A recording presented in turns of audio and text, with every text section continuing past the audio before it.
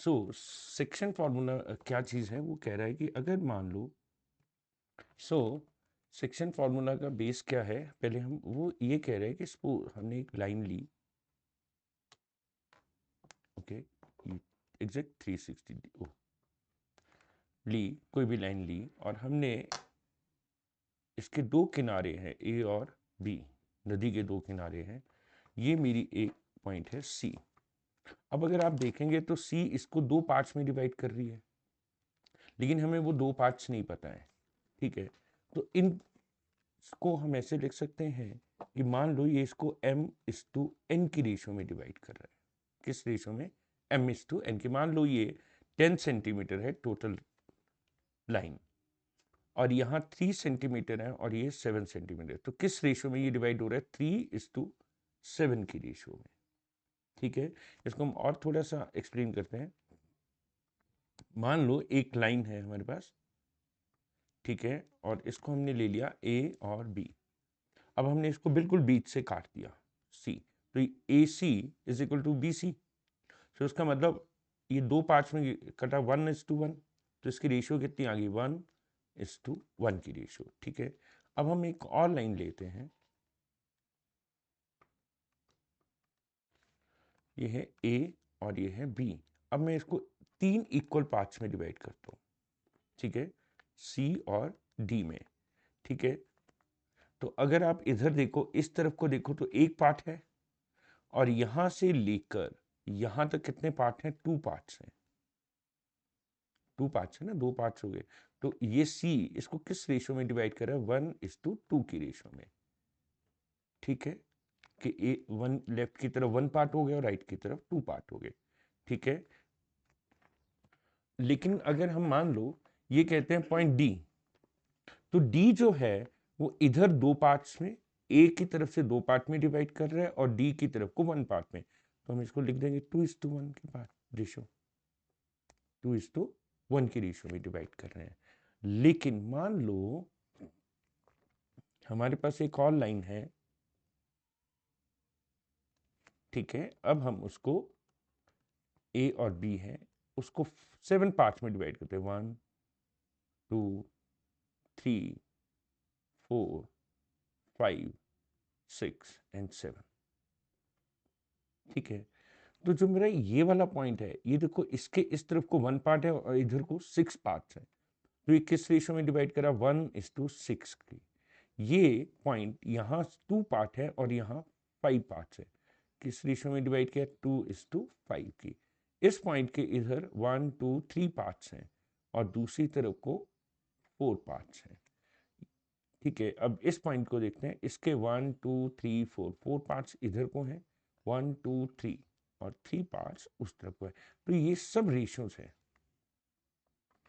वैसे ये 5:2 and this is 6:1 की रेशियो में डिवाइड कर रहा है। अब हम ये समझ सकते हैं कि कोई भी एक गिवन पॉइंट किसी भी एक पॉइंट को कुछ एक पर्टिकुलर रेशियोज में डिवाइड करता है। अब हम एक और लाइन ले रहे हैं यहां आपके पास,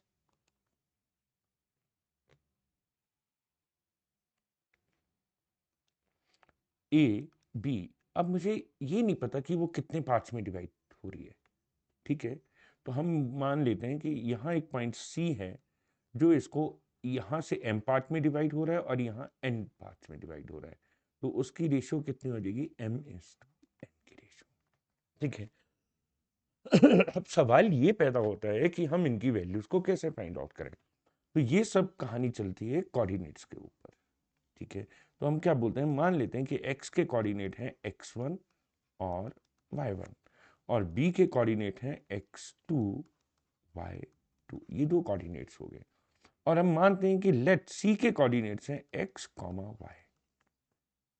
अब मुझे ये पता करना है कि x के कोऑर्डिनेट्स कितने और y के कोऑर्डिनेट क्या है in terms of x1 and x2, y1 and y2। तो मैथमेटिशियन ने एक डायरेक्ट फार्मूला लिखा बनाया है, उसमें हम क्या करते हैं कि जो m लेफ्ट हैंड साइड पे जो रेशियो है, किस तरफ को? m साइड को, उसको यूं लेके इधर लिख देंगे ऊपर को। मतलब ये कॉन्सेप्ट बाद में है कैसे हुआ, लेकिन डायरेक्ट शॉर्टकट है और n को हम यहाँ लिख देंगे। ठीक है, अब जब मुझे x के कोऑर्डिनेट निकालने हैं तो मैं यहाँ इस वाली वैल्यू को x1 से मल्टीप्लाई करूंगा, ये n को x1 से करूंगा तो ये आ जाएगा n x1 प्लस m को x2 से डिवाइड करूंगा तो आ जाएगा m x2 divided by sum of ratio m plus n। ऐसे ये वैल्यू हमारे पास निकल जाती है। ठीक है, ये डायरेक्ट फॉर्मूला है बच्चों और ये हम 10th और +1 में सीख लेते हैं कि कैसे हुआ है। ठीक है, अब जब y के करने हैं तो हम y के कोऑर्डिनेट्स के साथ काम करेंगे। जब x फाइंड आउट करना था तो हमने x के साथ किया काम, y निकालना है तो देखो अब n इंटू y1 करेंगे, n into y1 plus m into y2 divided by m plus n। तो ये बेसिकली आप इसको हम मेन को सेक्शन फॉर्मूला बोलते हैं। ठीक है, यहां तक बाकी बच्चे बात समझ में। अब इसको this is called section formula. ठीक है, अब बच्चों हमने ये कॉन्सेप्ट सीख लिया, अब इसको मैं दोबारा एक बार फिर लिख रहा हूँ, आपने उसको समझने की कोशिश करनी है क्योंकि जब क्वेश्चंस आते हैं तो बहुत डिफरेंट तरह के आते हैं। मान लो आपके पास ये लाइन थी, इसके ये पॉइंट ए था, ये पॉइंट बी था और ये पॉइंट है सी। सो हमने कहा ये रेशियो m/n है, तो इसका एग्जैक्ट मतलब क्या है, that is AC upon CA is equal to m upon n, that is equal to AC upon CA equal to m upon n। ठीक है, तो इसी को हम बोलते हैं that is AC is to CA is equal to m is to n। ये class 7 में आपने जब रेशियोज पढ़ी होंगी तब सिखाया जाता है। ठीक है, जैसे आप बोलते हैं compare the salary of one person to the other, तो आप दोनों को डिवाइड कर देते थे and you got the ratio कि एक की सैलरी दूसरे की डबल है या एक की रेशो वैल्यू दूसरे की ट्रिपल है, इस तरीके से। ठीक है, तो ये एक कहानी थी, यहां तक बात समझ आ गई। अब मान लो वो कहता है कि वी हैव अ लाइन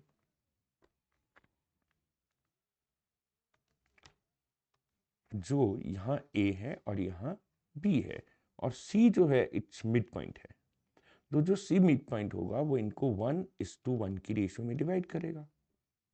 अब इसके कोऑर्डिनेट आप x1 y1 मान लेते हैं और इसके कोऑर्डिनेट x2 y2 मान लेते हैं। अब आपको x c के रेशियो चाहिए, वैल्यू चाहिए, तो मेरा सेक्शन फॉर्मूले के अकॉर्डिंगली क्या हो रहा था, हमने कहा था जो ये वाला वैल्यू है वो यहाँ लिख देंगे और ये वाली वैल्यू यहाँ लिख देंगे। तो मुझे x चाहिए, तो व्हाट विल बी x। सो अब हम क्या करेंगे बेटे, 1 आ गया, यहाँ आ गया 1। अब आपको x की वैल्यू फाइंड आउट करनी है तो हम लिखेंगे x इज इक्वल टू, अब 1 into x1, 1 into x1 plus 1 into x2। ठीक है बच्चों, और divided by sum of ratio that is 1 plus 1। तो एनीथिंग मल्टीप्लाई टू 1 1 नहीं होता भैया, वो एक से मल्टीप्लाई किया तो एक, तो ये क्या बन जाएगा x1 plus x2 divided by 2 और y क्या बन जाएगा सेम कंटेक्स्ट में y1 प्लस y2 अपॉन 2। तो this is your mid point formula. अब ये कहाँ यूज होगा, जहां भी आपको ये बोल दिया कि कोई एक पॉइंट मिड पॉइंट है तो आप उसका फॉर्मूला यूज कर सकते हो। जैसे मान लो हमने एक रेक्टेंगल लिया,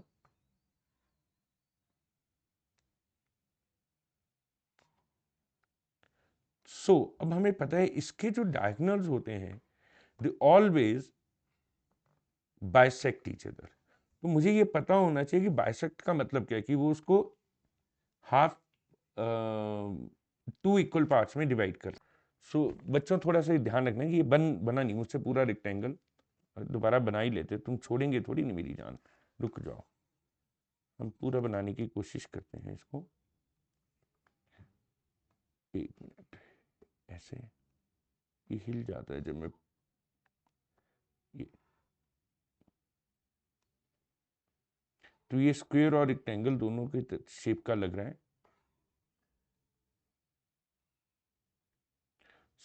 सवाल हमें ये समझना है कि दिस पॉइंट, ये जो पॉइंट होगा ये मिड पॉइंट है इन दोनों डायगोनल्स का।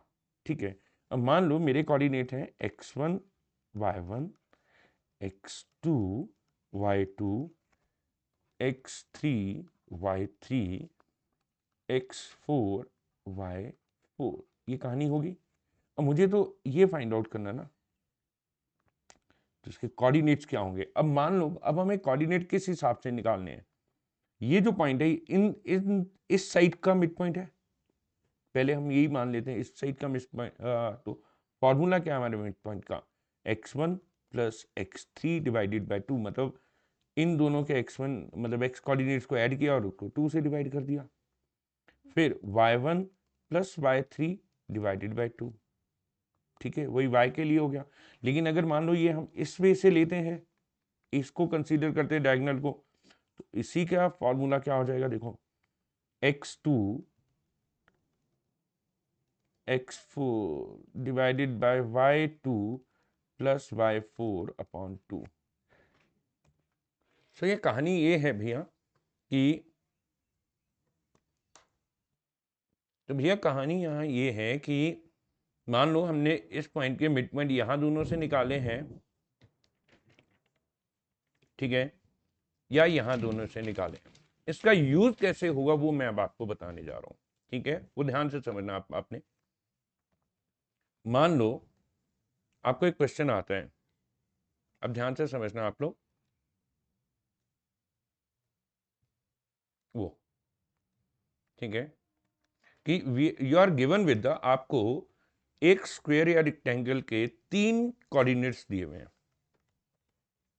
2,3, 5,3, 7,9, and then he asked find the fourth coordinate. उसने कहा फोर्थ कोऑर्डिनेट फाइंड आउट करो भैया बैठकर। तो अब आप क्या करेंगे, आप पहले जहां दो, वो पहले डायगोनल लेंगे जिसके दोनों किनारे आपको दिए हुए हैं, जिसके दोनों किनारे आपको दिए हैं, उन किनारों की हेल्प से आप ये मिड पॉइंट निकालेंगे, इसकी वैल्यू निकल जाएगी। फिर इसी मिड पॉइंट के कोऑर्डिनेट्स आप इन दूसरे डायगोनल की तरफ से निकालेंगे जिसमें एक कोऑर्डिनेट्स आपको नहीं दिया हुआ है। पहले किससे निकालेंगे, वो डायगोनल लेंगे जिसके दोनों कोऑर्डिनेट्स आपको दिए हुए हैं। तो मान लो हम इसको ले लेते हैं A B C and D and let it be O, got it, let it be O. तो अब क्या होगा बच्चे कि हम यहां सॉल्यूशन कैसे करेंगे, हम बोलेंगे the coordinates of point O with respect to diagonal AC, with respect to diagonal AC के अकॉर्डिंगली O के कोऑर्डिनेट्स क्या होंगे, because O is a mid point, तो हम लेंगे 2 + 7 divided by 2, then 3 + 9 divided by 2, ठीक है, तो ये आ जाएगा 9/2 and 12/2 and that comes out to be 9/2 and 6। अब हम लेंगे coordinates of point O with respect to DB, with respect to DB, ठीक है, तो वो कितने हो जाएंगे, देखो x 4 + 5, that is x 4 + 5/2 and y 4 + 3, ठीक है, यहां तक बात समझ आ गई। लेकिन प्रभु बात तो एक ही पॉइंट की हो रही है ना, यहां भी O के कोऑर्डिनेट्स निकाल रहे हैं और यहां भी O के कोऑर्डिनेट्स निकाल रहे हैं, तो इसका मतलब ये दोनों चीजें सेम होनी चाहिए, ये दोनों चीजें सेम होनी चाहिए, मतलब x coordinate should be equal to x coordinate. तो हम क्या क्या लिखेंगे, by comparing the values of both coordinates. तो यहां क्या हो जाएगा बच्चे, x4 + 5/2 इज इक्वल टू 9/2, और दूसरा कितना हो जाएगा भैया, y4 + 3 divided by 2 is equal to 6, ठीक है। तो यहाँ से बड़े आराम से 2 कैंसिल कर सकते हैं जो बचपन में सीखा है। So x4 will be equal to 9 - 5, and y4 is equal to 12 minus 3, because ये 2 यहाँ चला जाएगा तो 6 2 जा 12 minus 3, so x4 is equal to 4 and y2 is equal to 9, and this is your answer. This is the application of midpoint formula, कि हम कैसे उसको मैनिपुलेट कर सकते हैं क्वेश्चंस निकालने के लिए। ठीक है, यहाँ तक बात समझ आ गई। ऐसे ही हम राइट एंगल ट्रायंगल या सॉरी आपके पास इक्विलेटरल ट्रायंगल है, ओ सॉरी, ठीक है, इक्विलेटरल ट्रायंगल है। अब इसका जो परपेंडिकुलर बाइसेक्टर होता है वो मिड पॉइंट भी होता है, तो यहाँ भी निकल आप यूज कर सकते हो। ऐसे ही मान लो कोई ट्रायंगल दिया, उसमें मीडियन दे रखा है आपको, तो मीडियन का होगा ऑपोजिट साइड का मिड पॉइंट निकाल सकते हैं आप वहां से। इस तरीके से आपको मैनिपुलेट करना आना चाहिए। ये एक लॉ है जिसको आप कहीं भी यूज कर सकते हो। ठीक है, तो अब मिड पॉइंट हम थोड़ा सा रिकैपिटुलेट कर लेते हैं कि सेक्शन मिड पॉइंट फार्मूला कहाँ से स्टार्ट हुआ था। उसका बेस था सेक्शन फार्मूला। क्या था? Section formula. सेक्शन फार्मूला का मतलब क्या है कि अगर ए और बी दो एंड है किसी साइड के, और सी जो है वो उसको रेशियो में डिवाइड करा m/n के, तो हम कोऑर्डिनेट्स ऑफ सी कैसे निकाल सकते हैं। ठीक है, तो here we come to the end of this.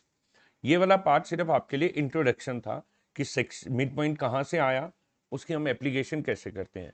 अब नेक्स्ट पार्ट में हम इसके टफ क्वेश्चंस करेंगे कि उनको सॉल्व कैसे किया जाता है। ठीक है, वो भी पार्ट 1-2 दिन में हम आपको डाल देंगे। अगर आपकी कोई क्वेरीज है तो आप डाल सकते हैं प्रभु, शर्माइए मत। Thank you.